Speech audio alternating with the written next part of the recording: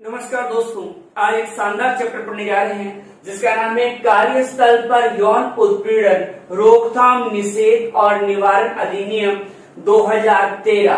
कार्यस्थल का मतलब है जिस स्थान पर महिला कोई कार्य कर रही है, कोई कामकाजी महिला जिस संस्था में कार्य कर रही है, वहां यदि किसी भी महिला, चाहे वहां काम करने वाली हो या वहां किसी कारण से आने वाली कोई महिला हो, अगर वहां पर किसी महिला के साथ में यौन उत्पीड़न हुआ है तो उसके लिए आजकल एक अधिनियम बनाया गया है और वो अधिनियम है कार्यस्थल पर यौन उत्पीड़न अधिनियम 2013 है। इस अधिनियम को लागू कब किया गया? सबसे पहले देखिए इसको लागू कब किया गया। तो इस अधिनियम को लागू किया गया 9 दिसंबर 2013 को। कब लागू किया गया? 9 दिसंबर 2013 को इस अधिनियम को लागू किया गया। देखिए हमारे भारतीय संविधान में इस प्रकार की व्यवस्था की गई है कि प्रत्येक महिला और प्रत्येक पुरुष है वो समान अधिकार रखते हैं, दोनों को समान अधिकार दिया गया है। लेकिन चाहे किसी अपने घर की बात करे, चाहे किसी व्यवसाय स्थल की बात करे, महिलाओं में कई प्रकार से भेदभाव होता है। उस भेदभाव को रोकने के प्रयास किए गए हैं। अब देखो कार्यस्थल पर यौन उत्पीड़न क्या होता है। किसी महिला का किसी सहयोगी पुरुष द्वारा किसी भी प्रकार से यौन उत्पीड़न करना ही क्या कहलाता है? कार्यस्थल पर यौन उत्पीड़न कहलाता है। देखो कार्यस्थल पर कोई पुरुष है, कार्यस्थल पर कोई पुरुष है, वो किसी महिला का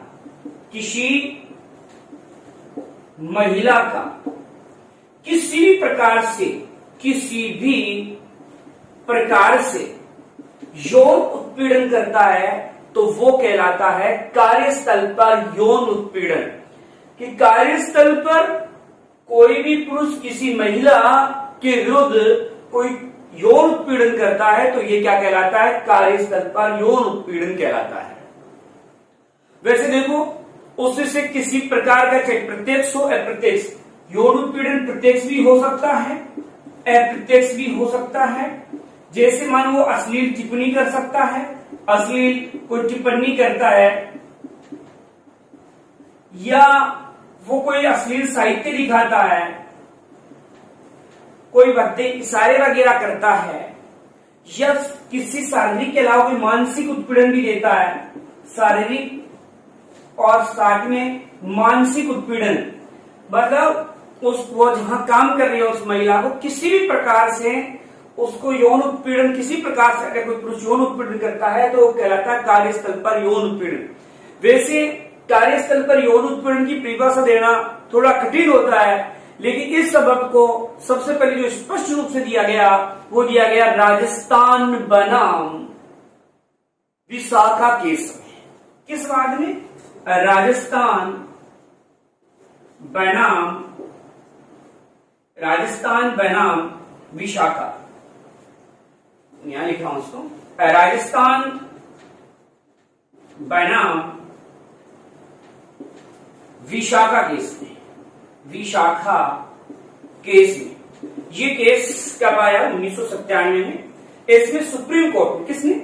सुप्रीम कोर्ट ने कार्यस्थल पर यौन उत्पीड़न की स्पष्ट परिभाषा देने का प्रयास किया। इसमें कई शब्दों को शामिल किया, जैसे शारीरिक संपर्क, यौन अनुग्रह की मांग करना, यौन संबंध बनाने के लिए उससे उस महिला से प्रार्थना करना, अश्लील साहित्य दिखाना या मौखिक कोई आचरण इस प्रकार से करना ताकि उस महिला की गरिमा को ठेस पहुंचे। तो सबसे पहले स्पष्ट रूप से कार्यस्थल पर यौन उत्पीड़न की परिभाषा देने का जो प्रयास किया वो राजस्थान बनाम विशाखा केस 1997 में सुप्रीम कोर्ट ने ये कार्य किया। तो यहां पर देख रहे हैं कार्यस्थल पर यौन उत्पीड़न रोकथाम निषेध निवारण अधिनियम 2013 की बात कर रहे हैं। लागू 9 दिसंबर 2013 को किया गया। कार्यस्थल पर कोई पुरुष किसी महिला से अवांछित व्यवहार करता है, यौन उत्पीड़न से करता है तो कहलाता है कार्यस्थल पर यौन उत्पीड़न। वो प्रत्यक्ष अप्रत्यक्ष हो सकता है, अश्लील टिप्पणियां वगैरह हो सकती है, अश्लील साहित्य वगैरह हो सकता है, किसी प्रकार से शारीरिक हानि हो सकती है या मानसिक हानि हो सकती है। और इस यौन उत्पीड़न को स्पष्ट रूप से समझाने का प्रयास किया राजस्थान बनाम विशाखा केस 1997 में, और ये कार्य किसने किया? सुप्रीम कोर्ट ने। अब इसमें अपन सबसे पहले यही देखेंगे कि ये राजस्थान बनाम विशाखावाद जो है 1997 वाला, इसके प्रमुख बिंदु क्या दिए सुप्रीम कोर्ट ने। तो यहां देखो, राजस्थान बनाम विशाखा केस, तो ये कब आया? 1997 में आया, और कहां दायर हुआ था? सुप्रीम कोर्ट में। तो सुप्रीम कोर्ट ने प्रमुख जो बिंदु बताए हैं इसमें, प्रमुख, इस विवाद के प्रमुख जो बिंदु है वो बिंदु क्या है? पहला बिंदु है लैंगिक समानता सुनिश्चित करने का प्रावधान किया गया है। लैंगिक समानता को, लैंगिक समानता सुनिश्चित किया जाए, जो कार्यस्थल है उस पर लैंगिक समानता सुनिश्चित की जाए, ऐसा एक बिंदु सुप्रीम कोर्ट में दिया। फिर एक दिया कि जो कार्य दिया जा रहा है महिला को, वो पुरुष सहकर्मी के मुकाबले खतरनाक अधिक नहीं, कि जो कार्यस्थल है उस कार्यस्थल पर महिला को पुरुष की तुलना में अधिक खतरनाक कार्य नहीं दिए जाएंगे। तो ऐसा इस वाद में सुप्रीम कोर्ट द्वारा कहा गया। इसके अलावा किसी भी प्रकार का भेदभाव नहीं किया जाएगा, भेदभाव नहीं, किसके मुकाबले? पुरुष। अगर किसी कार्यस्थल पर महिला पुरुष दोनों कार्य कर रहे हैं तो उनके साथ में किसी प्रकार का कोई भेदभाव नहीं किया जाएगा। फिर है, कार्यस्थल पर महिला की गरिमा को किसी प्रकार से ठेस नहीं पहुंचाया जाएगा। गरिमा, महिला की गरिमा, महिला की जो गरिमा है उसको किसी प्रकार से कोई ठेस नहीं पहुंचाई जाएगी, ये इसी वाद में कहा। मतलब महिला को पूर्ण गरिमा के साथ कार्य करने का जो अधिकार है उसके अंतर्गत दिया गया। राइट टू वर्क का अधिकार दिया गया। यहाँ किसका अधिकार दिया गया? राइट टू वर्क, मतलब कार्य करने का जो अधिकार है यहाँ महिला को दिया गया है। एक सुप्रीम कोर्ट ने यहां कहा कि एक शिकायत निवारण समिति बनाई जाए, शिकायत निवारण समिति बनाई जाए, और उस समिति का जो अध्यक्ष होगा वो अध्यक्ष भी कौन होगा? महिला होगी। ये भी सुप्रीम कोर्ट ने इस वाद में कहा था। तो इस वाद में कुछ जो आपका राजस्थान बनाम विशाखा केस 1997 है, उसमें सुप्रीम कोर्ट ने कुछ बिंदु कहे कि लैंगिक समानता सुनिश्चित की जाए कार्यस्थल पर, पुरुष के मुकाबले महिला को ज्यादा खतरनाक कार्य नहीं की जाए, महिला पुरुष में किसी प्रकार का भेदभाव नहीं किया जाए, महिला अपने पूर्ण गरिमा के साथ महिला कार्य कर सके, साथ उन्हें अधिकार दिया जाए, राइट टू वर्क का अधिकार हो, प्रत्येक कार्य करने का अधिकार हो, और शिकायत निवारण समिति का गठन किया जाए। और इस शिकायत निवारण समिति होगी, इसका जो अध्यक्ष बनाया जाए वो किसको बनाया जाए? तो किसी महिला को बनाया जाए, ऐसा इस वाद में कहा गया। मतलब राजस्थान बनाम विशाखा केस 1997। देखो ये केस कैसे दाखिल हुआ क्या था वास्तव में। अपने जयपुर जिले की बात है, बठेरी गांव है, बठेरी गांव है, बठेरी गांव, बठेरी गांव है। ये बठेरी गांव कहाँ है? तो आपकी जयपुर जिला में है। यहां एक महिला थी जिसका नाम था भंवरी देवी। भंवरी देवी वो नहीं महिपाल मदेरना वाली जो आपने नाम सुना होगा, वो भंवरी देवी नहीं है। ये भंवरी देवी, वो भंवरी अपन पिलाड़ा जोधपुर वगैरह की बात करते हैं वहां, लेकिन यहाँ भंवरी की जो बात कर रहे हैं भंवरी देवी की, वो भंवरी देवी बठेरी गांव की है। बठेरी गांव जयपुर जिले में है। यहां क्या हुआ था? इस भंवरी देवी ने बाल विवाह के विरुद्ध में एक अभियान चलाया था। क्या चलाया इसने? बाल विवाह के विरोध में अभियान चलाया, अभियान। और ये बात है 1992 की। 1992 में इस भंवरी देवी ने, जो कि बठेरी गांव की थी, जयपुर की थी, इसने बाल विवाह के विरोध में अभियान चलाया 1992। तो प्रभावशाली लोगों ने मिलकर के इस बहुरी देवी के साथ में दुष्कर्म किया, रेप किया। ठीक है, जो प्रभावशाली लोग थे, प्रभावशाली लोग, उन्होंने इसके साथ में बहुरी देवी के साथ में रेप किया। जब ये मामला प्रकाश में आया, कानूनी फैसला आने के पश्चात कुछ महिला जो गुट थे, उन्होंने सुप्रीम कोर्ट में क्या लगाई, याचिका। उसी याचिका को पढ़ने का कहा था, राजस्थान बनाम विशाखा केस। ठीक है, 1997 वाला। मतलब जब ये मामला प्रकाश में आया तब ऐसी मांग उठी कि कार्यस्थल पर महिला को क्या किया जाए, सुरक्षा प्रदान की जाए। इसलिए राजस्थान बना विशाखा केस 1997 में आया। तो बठेरी गांव जयपुर में यहाँ बहुरी देवी ने बाल विवाह के विरोध में एक अभियान चलाया। 1992 में प्रभावशाली लोगों ने मिलकर इस बहुरी देवी के साथ में रेप किया। बाद में जब ये केस दाखिल हुआ और इसकी जो कानूनी फैसला था वो आने के बाद में उच्चतम न्यायालय मतलब सुप्रीम कोर्ट में एक जनहित याचिका दायर की, विशाखा ने दायर की थी, तो वो कहलाया राजस्थान बनाम विशाखा केस 1997 में। सुप्रीम कोर्ट ने यह कहा कि कामकाजी महिलाओं को बुनियादी अधिकार सुनिश्चित करने के लिए हमारे संविधान की धारा 14, 19 और जो 21 है, धारा 14, 19 और 21 है, उसके तहत कानूनी प्रावधान बनाए और कामकाजी जो महिला हैं उनको सुरक्षा प्रदान की जाए। तो ये कुछ वाद हुआ था जो इसी से संबंधित था। अब देखो, जो ये अपना अधिनियम आया 2013 में, कार्यस्थल पर यौन उत्पीड़न, उससे पहले यदि किसी महिला के विरुद्ध कोई अपराध होता था तो आईपीसी की धारा 354 के तहत केस दायर होता था। उसमें महिला को कार्यस्थल पर यौन उत्पीड़न जैसे शब्दों का कोई उल्लेख नहीं था। तो ये बाद में जब 2013 का अधिनियम आया, उसके बाद में अलग से इसको एक अपराध की श्रेणी में डाला गया था। इस अधिनियम में कहा गया है कि कार्यस्थल पर आंतरिक शिकायत समिति बनाई जाएगी और स्थानीय शिकायत समिति बनाई जाएगी। तो देखो, इस अधिनियम के अनुसार क्या बनाया जाएगा, आंतरिक शिकायत समिति का क्या किया जाएगा, आंतरिक शिकायत समिति का गठन किया जाएगा। इस अधिनियम में आंतरिक शिकायत समिति के गठन का प्रावधान किया गया है और इस अधिनियम के अनुसार इस समिति का गठन वहां किया जाएगा जहां कम से कम 10 सदस्य जो हैं वो कार्य करते हो। कार्यस्थल पर मतलब टोटल 10 कर्मचारी हो। कितने कर्मचारी हो, 10 कर्मचारी जहां कार्य करते हो वहां आंतरिक शिकायत समिति का गठन किया जाए।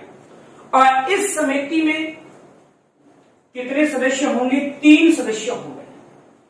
और इस समिति का जो अध्यक्ष होगा, वो उस कार्यस्थल पर काम करने वाली वरिष्ठतम महिला होगी।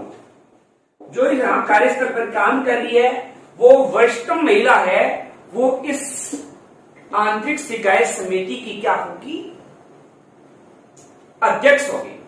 जो ये 3 सदस्य हैं इनमें कम से कम एक महिला होना अनिवार्य है। 3 में कम से कम एक महिला होनी चाहिए, कम से कम एक महिला होना जरूरी है साहब। ठीक है, एक अध्यक्ष होगा, 3 सदस्य होंगे, तो यहां कम से कम एक महिला का मतलब इस समिति में होना अनिवार्य है। अब देखो, आंतरिक शिकायत समिति जो अपना केस है वो कहां स्थानांतरित कर सकती है अपनी शिकायत, कहां, तो स्थानीय शिकायत समिति या स्थानीय जो समिति होती है उसमें। तो देखो, ये अपना केस को कहां स्थानांतरित कर सकती है समिति अपने वाद को, तो स्थानांतरित कहां करेगी, स्थानीय शिकायत समिति, स्थानीय शिकायत समिति। अब देखो, स्थानीय जो शिकायत समिति है, आंतरिक शिकायत समिति अपने वाद को कहां स्थानांतरित कर सकती है, स्थानीय शिकायत समिति। अब देखिए, स्थानीय जो शिकायत समिति है इसका गठन कौन करेगा, तो इसका जो गठन किया जाता है वो किया जाता है जिलाधिकारी द्वारा। किसके द्वारा? जिलाधिकारी द्वारा इसका गठन किया जाएगा। फिर है इस समिति में, स्थानीय शिकायत समिति में कम से कम कितने मेंबर होंगे? तो कम से कम 4 मेंबर होना आवश्यक है। एक तो कौन होगा? स्वयं जिलाधिकारी, स्वयं जिलाधिकारी होगा। एक ब्लॉक स्तर का अधिकारी होगा, ब्लॉक स्तर का अधिकारी होगा, स्तर का अधिकारी होगा। इसके अलावा देखो, एक जहां कार्यस्थल है वहां उस संस्था का एक सदस्य होगा। उस संस्था जिस संस्था की बात हो रही है उस संस्था का एक सदस्य होगा, एक सदस्य होगा। और एक जो होगा उस संस्था का प्रधान होगा, उस संस्था का प्रधान। अगर वह प्रधान जो है संस्था का प्रधान, उस प्रधान ने कोई कांड कर दिया है तो फिर वो प्रधान नहीं होगा, फिर कोई अन्य सदस्य हैं वो शामिल होंगे, फिर मतलब 2 सदस्य शामिल हो जाएंगे वहां। तो स्थानीय शिकायत समिति में का गठन जिलाधिकारी द्वारा किया जाएगा। इसमें 4 सदस्य होंगे। एक स्वयं जिलाधिकारी होगा, एक ब्लॉक स्तर का अधिकारी होगा, एक उस संस्था का कोई कर्मचारी होगा और एक होगा उस संस्था का प्रधान या उस संस्था का जो मुखिया है वो होगा। लेकिन अगर मुखिया ने कांड कर दिया है तो वो नहीं होगा। अब ये जो 4 सदस्य हैं उनमें से एक SC ST का सदस्य होना चाहिए। एक कौन होना चाहिए? ST SC का सदस्य होना चाहिए, या तो SC का हो या ST का हो। इस समिति में कोई एक सदस्य NGO का भी होना चाहिए, कोई NGO हो, कोई एक सामाजिक संस्था हो जो समाज का भला करने वाली, उसका सदस्य होना जरूरी है। इस समिति का जो अध्यक्ष वगैरह होगा, वो अध्यक्ष कौन होगा? तो ध्यान रखना, जो अध्यक्ष होगा वो यहां भी महिला सदस्य क्या होगी? अध्यक्ष होगी। और ये होगी कौन? महिला। जो समाज से मतलब प्रतिष्ठित कोई महिला हो वो इसकी क्या होगी? सदस्य होगी। अगर जो इस स्थानीय शिकायत समिति है इसके पास वाद आया है और ये वाद क्लियर हो गया कि हाँ फला व्यक्ति ने किसी महिला के विरुद्ध यौन उत्पीड़न किया है, उस महिला को परेशानी में डाला है, उसको अश्लील शब्द कहे हैं, तो उस कंडीशन में किस प्रकार की कार्रवाई की जा सकती है उसके बारे में अपन देखते हैं। तो देखो यहां भी अपनी बात चल रही है, स्थानीय शिकायत समिति की बात चल रही है। तो यहां अगर किसी महिला के साथ में नाइंसाफी हुई है तो उसने क्या किया? शिकायत समिति, स्थानीय शिकायत समिति में अपनी रिपोर्ट दर्ज करवा दी है। अब ये स्थानीय शिकायत समिति क्या कर सकती है? तो देखो जो दोषी है ना, दोषी, उस पर 50,000 रुपए का जुर्माना लगा सकती है। अगर दोष सिद्ध हो गया है कि अगर कोई व्यक्ति ने महिला के विरुद्ध अपराध किया है तो ये स्थानीय शिकायत समिति उस पर कितने रुपए का दंड लगा सकती है? तो 50,000 रुपए का। उसे नौकरी से निष्कासित भी कर सकती है, नौकरी से निष्कासित भी कर सकती है, निष्कासित कर सकती है, ये कार्य कर सकती है। या यदि अपराध सिद्ध होता है तो वेतन वृद्धि भी रोक सकती है। क्या रोक सकती है?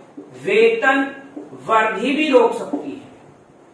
इतना ही नहीं, अपराधी के पदोन्नति भी रोक सकती है, पदोन्नति रोक सकती है।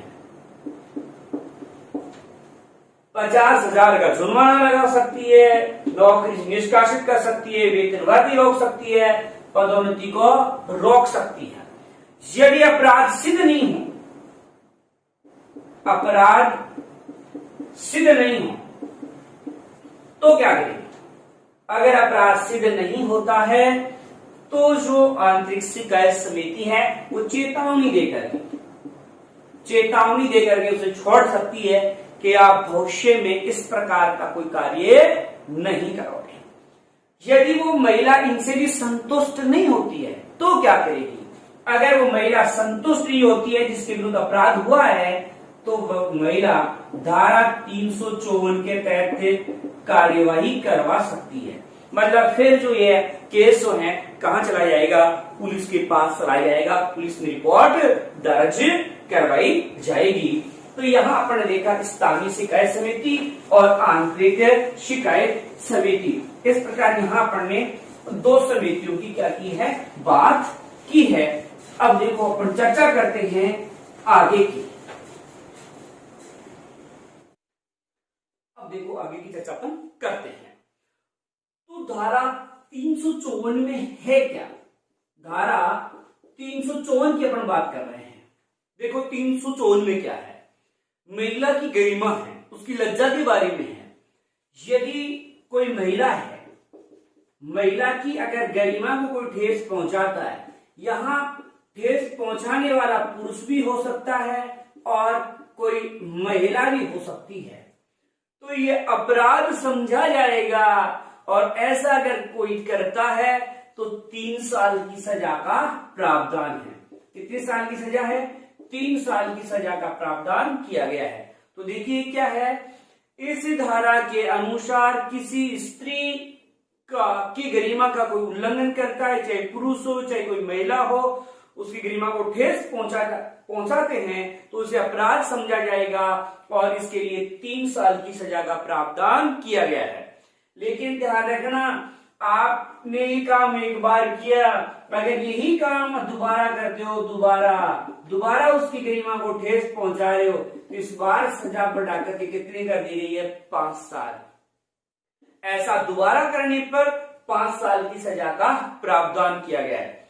अब एक है धारा 354 की भी ख के अंतर्गत क्या है, धारा 354 ख में किसका उल्लेख है, यदि किसी महिला को निर्वस्त्र किया जाता है, किसी महिला को निर्वस्त्र किया जाता है तो ये अपराध है, या उसे निर्वस्त्र करने का अगर प्रयास भी किया जाता है तो धारा 354 ख के तहत इसे क्या माना गया है, अपराध माना गया है।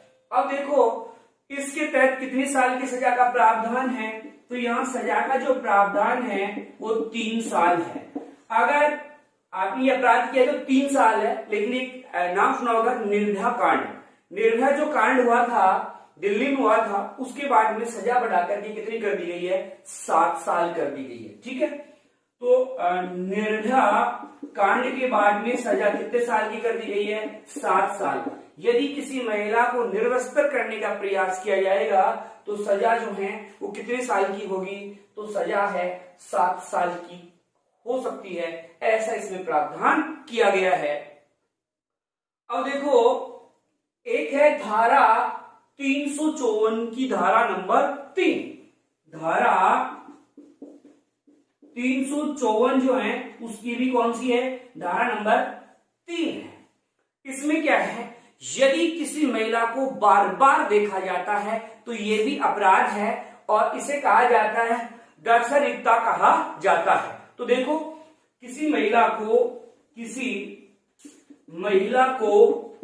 बार बार देखा जाता है तो ये भी एक अपराध का करते हैं और ऐसा करना कहलाता है दर्शनिकता कहलाता है। क्या कहलाता है, दर्शनिकता। ठीक है, तो किसी महिला को बार बार देखना भी क्या कहलाता है, एक अपराध की श्रेणी के अंतर्गत आता है। तिक्ता दर्शनिकता कृत्य कहलाता है। अगर किसी महिला को बार बार देख रहे हो, थोड़ा उटपटांग शब्द है ये, दर्शनिकता कृत्य किसे कहते हैं, तो किसी महिला को बार बार देखना। अगर कोई महिला है वो अपने आप को अकेले समझ करके अपने कोई निजी कार्य कर रही है और यदि कोई पुरुष उसे देखने का प्रयास करता है तो ये एक अपराध की श्रेणी में आता है। ऐसा अगर पहली बार करता है तो 3 साल की सजा का प्रावधान है। अगर यही करते उसने दोबारा किया तो 5 साल सजा। पहली बार किया ये कार्य तो 3 साल की सजा। कितने साल की, 3 साल की। अगर यही कार्य उसने दूसरी बार किया तो कितनी साल की सजा होगी, 5 साल की सजा का प्रावधान किया गया है धारा 354 के 3। अब देखो धारा 354 की बात करेंगे, धारा 354, लेकिन 354 का भी कौन सा भाग की बात कर रहे हैं, भाग नंबर 4 की कर रहे हैं। इसमें क्या है, यदि कोई किसी महिला का बार बार पीछा करता है तो ये भी क्या है, अपराध की श्रेणी में आता है। ऐसा अगर कोई पहली बार करता है तो ज्यादा सजा नहीं, 1 साल है, लेकिन यही कार्य दोबारा किया तो फिर सजा कितने साल की होगी, 5 साल की होगी। तो धारा 4 में क्या है, बार बार पीछा करना है। अगर ऐसा पीछा किया, पहली बार किया 1 साल, अगर दूसरी बार किया तो फिर वही 5 साल की सजा का प्रावधान जो किया गया है वो धारा नंबर 354 के पार्ट 4 में किया गया है। तो ये तो अपन ने आईपीसी की धाराएं देखी है। अब अपन चर्चा करेंगे जो कार्यस्थल पर यौन उत्पीड़न अधिनियम है उसके तहत कौन कौन सी मुख्य धाराएं हैं और उन मुख्य धाराओं में किनका प्रावधान किया गया है, तो किस धारा में किस प्रकार का प्रावधान किया गया है, इसकी चर्चा है। अब करते हैं। तो देखिए सबसे पहले है धारा नंबर 2। तो यहां पर किस अधिनियम की बात कर रहे हैं, कार्यस्थल पर यौन उत्पीड़न अधिनियम 2013 की प्रमुख धाराएं। हेडिंग इस प्रकार से होगा, कार्यस्थल पर यौन उत्पीड़न अधिनियम 2013 की प्रमुख धाराएं। प्रमुख धाराएं देखो कौन कौन सी धाराएं हैं। तो इसमें सबसे पहले अपन चर्चा करते हैं धारा नंबर 2 की। तो कार्यस्थल पर जो यौन उत्पीड़न है उसकी परिभाषा दी गई है। ठीक है, या आप कह सकते हो कार्यस्थल की जो परिभाषा दी गई है वो कौन सी धारा में दी गई है, तो धारा नंबर 2 में दी गई है। कौन सी धारा में, तो धारा नंबर 2 में। इसके बाद में इंपॉर्टेंट धारा आती है आपकी धारा नंबर 4। तो धारा नंबर 4 में क्या है, धारा नंबर 4 में आंतरिक शिकायत समिति के गठन का प्रावधान किया गया है। अभी अपन देखा था ना आंतरिक शिकायत समिति, उसके गठन का जो प्रावधान किया गया है वो धारा नंबर 4 में। तो आंतरिक शिकायत समिति का गठन का प्रावधान किसमें है, धारा नंबर 4 में है। फिर देखिए धारा नंबर 6 महत्वपूर्ण है, उसमें क्या है, तो धारा नंबर 6 में स्थानीय शिकायत समिति के गठन का प्रावधान जो किया गया है वो धारा नंबर 6 के अंतर्गत किया गया है। तो 2 में अपन देखा कि कार्यस्थल जो है, कार्यस्थल उसकी परिभाषा दी गई है। धारा नंबर 4 है उसमें क्या है, तो आंतरिक शिकायत समिति के बारे में बताया गया है। फिर धारा नंबर 6 में क्या है, तो स्थानीय शिकायत समिति के बारे में बताया गया है। अगली महत्वपूर्ण जो धारा आती है वो है आपकी धारा नंबर 9।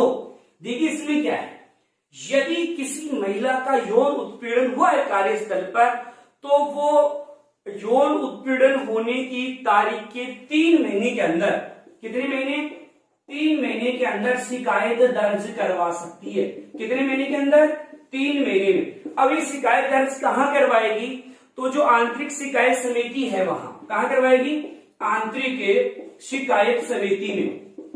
अगर वो महिला इस स्थिति में नहीं है कि वो शिकायत दर्ज करवा सकती है तो संस्था का जो प्रधान वगैरह है या इस शिकायत समिति के जो सदस्य हैं वो रिपोर्ट दर्ज करवाने में उसकी मदद करेंगे। अगर इस आंतरिक शिकायत समिति चाहे तो ये जो आपको 3 महीने का जो अधिकार दिया गया उसको बढ़ा भी सकती है। यदि कोई महिला किसी कारण से 3 महीने के अंदर भी अगर शिकायत दर्ज नहीं करवा पाई है तो ये समिति अगर चाहे तो उस 3 महीने को बढ़ा सकती है। इसके बाद में है बहुत मोस्ट धारा है, वेरी मोस्ट धारा है, और वो है धारा नंबर 10। तो धारा नंबर 10 में क्या है, धारा नंबर 10 में बताया गया सुलह का प्रयास। किसका, सुलह का प्रयास। कहने का मतलब जो ये शिकायत समिति है, आंतरिक शिकायत समिति है या कोई सी भी समिति हो, चाहे स्थानीय शिकायत समिति हो, ये पीड़ित और दोषी के मध्य सबसे पहले क्या करेंगे, सुलह का प्रयास करेंगे। यदि सुलह नहीं हो पाई तो धारा नंबर 11 के अनुसार परिवादी की जांच करेंगे।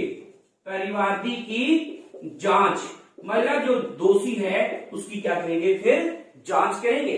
इसके बाद में धारा नंबर 12 भी मोस्ट है। धारा नंबर 12 में क्या है कि अगर जांच चल रही है उस दौरान क्या कार्रवाई की जा सकती है। अभी तो ये पता भी नहीं चला है कि वास्तव में कोई व्यक्ति दोषी है या गलत आरोप लगाया गया है। तो उस समय जब जांच चल रही हो तब ये जो समिति होती है उसको क्या अधिकार दिया गया है, वो क्या कार्य कर सकती है। तो जांच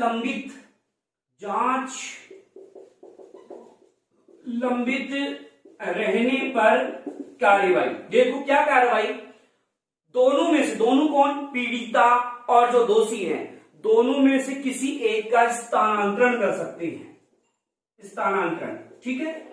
अगर जांच चल रही है और जांच अभी लंबी चल रही है तो उस दौरान अगर समिति को लगे कि दोनों में से किसी एक का स्थानांतरण कर देना ही उचित होगा तो स्थानांतरित किया जा सकता है। या हो सकता है जो पीड़ित महिला है उसको 3 महीने की छुट्टी भी, लेकिन ध्यान रखना 3 महीने की जो छुट्टी मिलेगी वो सवैतनिक होती है, वेतन नहीं कटेगा उस समय में।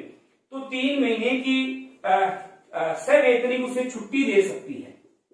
कौन दे सकती है? जो इस समिति है, चाहे स्थानीय समिति हो चाहे आंतरिक अपराध शिकायत समिति की बात करें।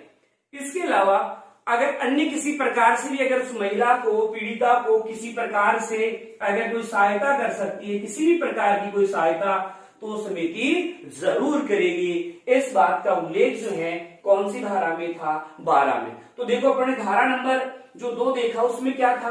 कार्यस्थल को परिभाषित किया गया है। धारा नंबर 4 में आंतरिक शिकायत समिति का गठन है और धारा नंबर 6 है वहां क्या है? स्थानीय शिकायत समिति का उल्लेख है।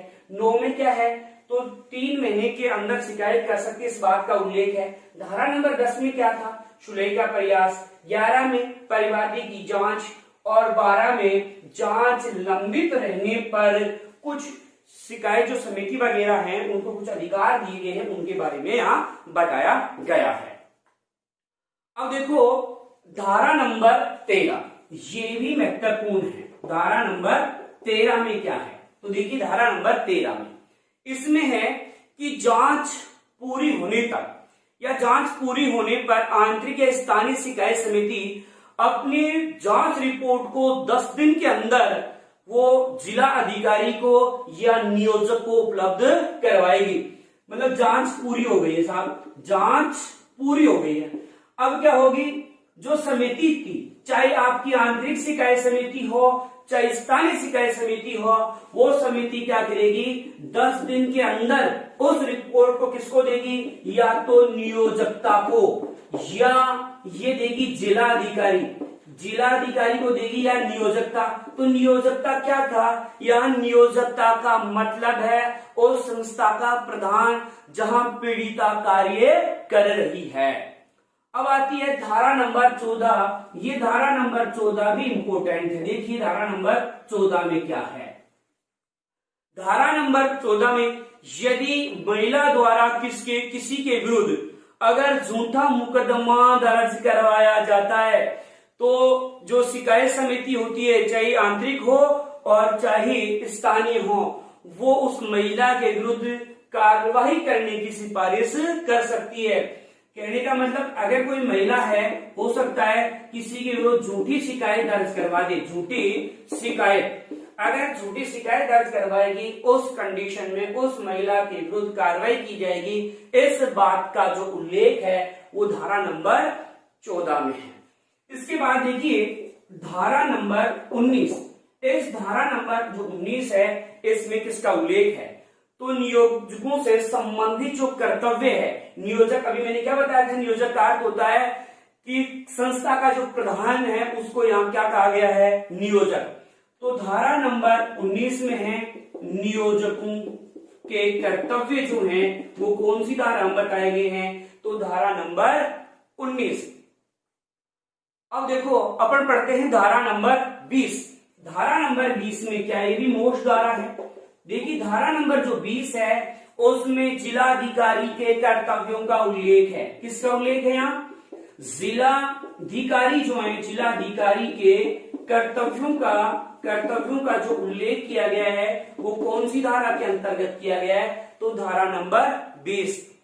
इस धारा के तहत जिलाधिकारी क्या कर सकता है, आंतरिक शिकायत समिति का गठन कर सकता है और स्थानीय जो शिकायत समिति है उनका गठन, मतलब जो समितियां थी उन समितियों का गठन का अधिकार जो जिलाधिकारी को दिया गया है वो कौन सी धारा के अंतर्गत दिया गया है, तो धारा नंबर 20। तो आज का अपना ये चैप्टर था कार्यस्थल पर यौन उत्पीड़न अधिनियम 2013, ये समाप्त होता है। उम्मीद करता हूं आपको समझ में आया होगा। धन्यवाद।